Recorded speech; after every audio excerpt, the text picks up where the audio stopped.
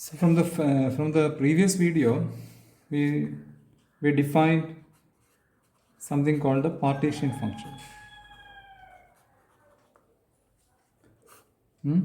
So the for a canonical ensemble, you have the partition function as Qn of Vt is equal to sum over R exponential minus beta ER.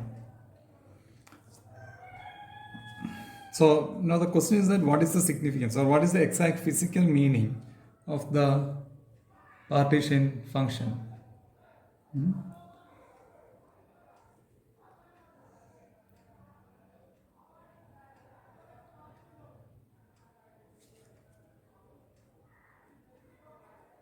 So one of the basically this will give you the partition function is almost like a like your fingerprint of a system. So basically, or the statistical fingerprint of an ensemble system or a system like if I can take always an ideal gas or a harmonic oscillator, whatever you name it. Most of the examples comes within the example of of the canonical ensemble. So therefore, I can define various systems. I can explain various real systems through the considering canonical ensemble as a statistical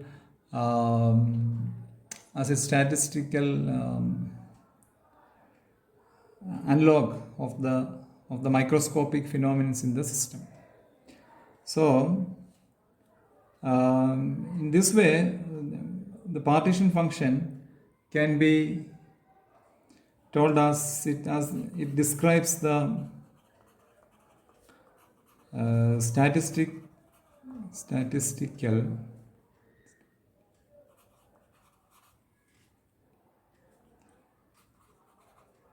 property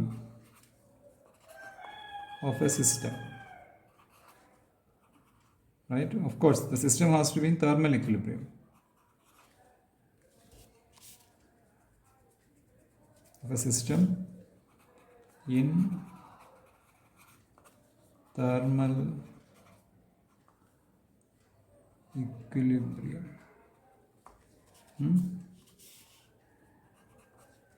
And the second point is that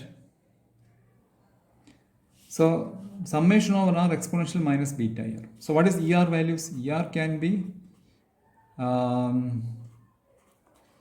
E1, E2, E3, etc. So E1, the element having energy E1 will represent one microstage. E2 will corresponding to another microstage. E3 will corresponding to another microstage. Right? So, but there could be let me complete this point.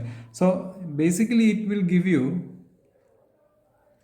an idea of how this ensemble is divided among different or partitioned among different microstates. Let me write it down for you. So partition function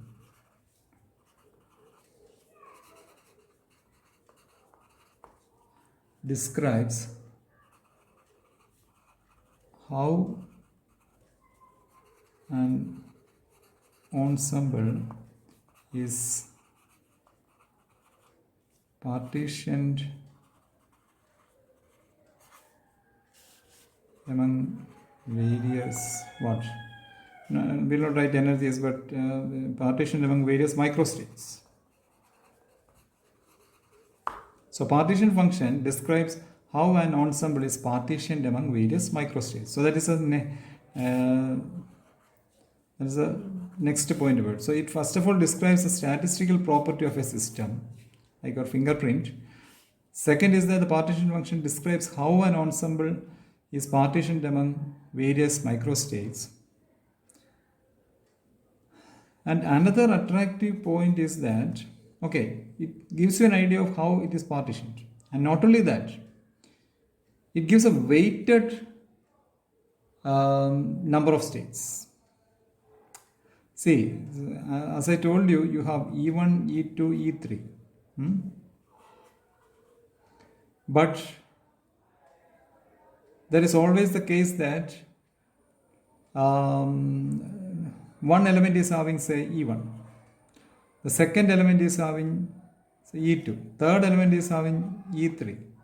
But there is always a case that if the fourth element can again have an energy E1.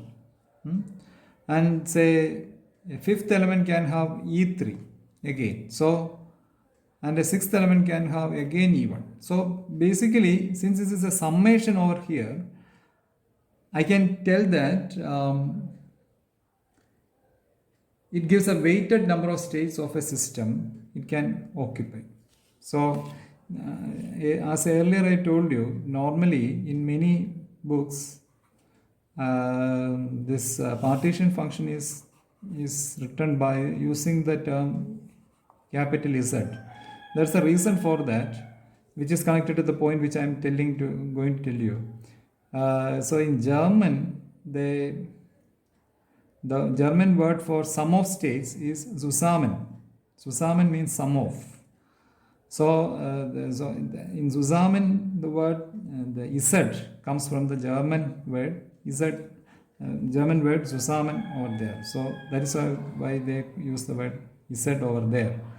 No problem, they are right, but we purposefully stick on the use of Qn because we want the Z for some other purpose.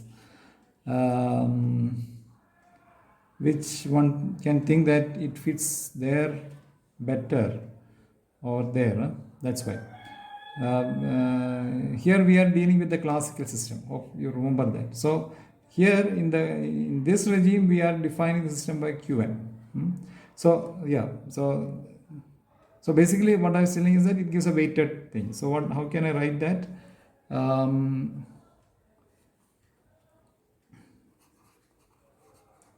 Partition function can also be defined as sum of states, right? This is sum of different states. Exponential minus beta E1 represent one state. Exponential minus beta E2 represent another state. So it is sum of states. And it consists of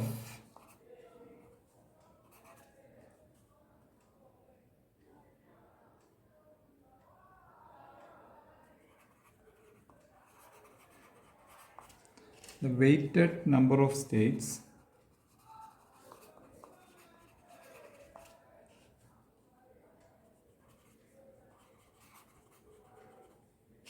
a system can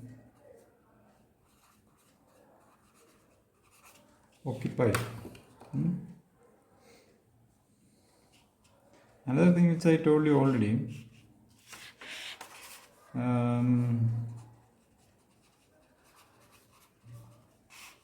energy of any ensemble is divided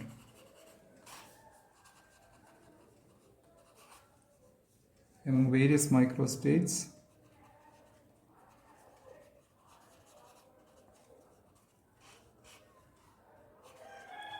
based on partition function. And always remember that, just came to my mind, always remember that QNVT is a number.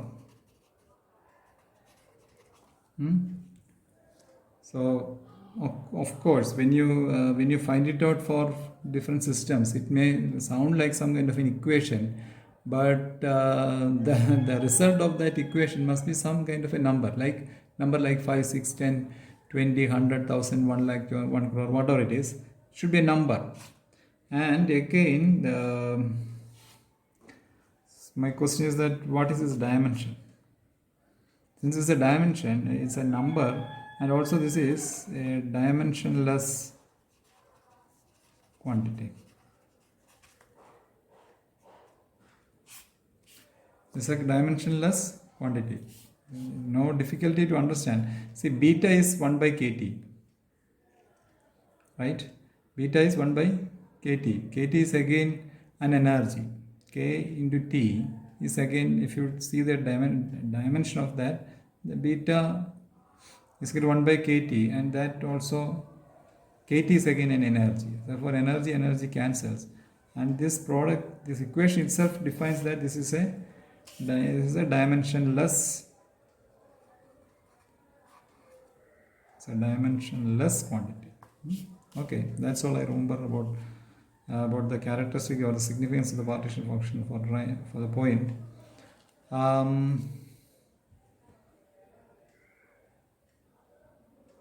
Right, so we stop there.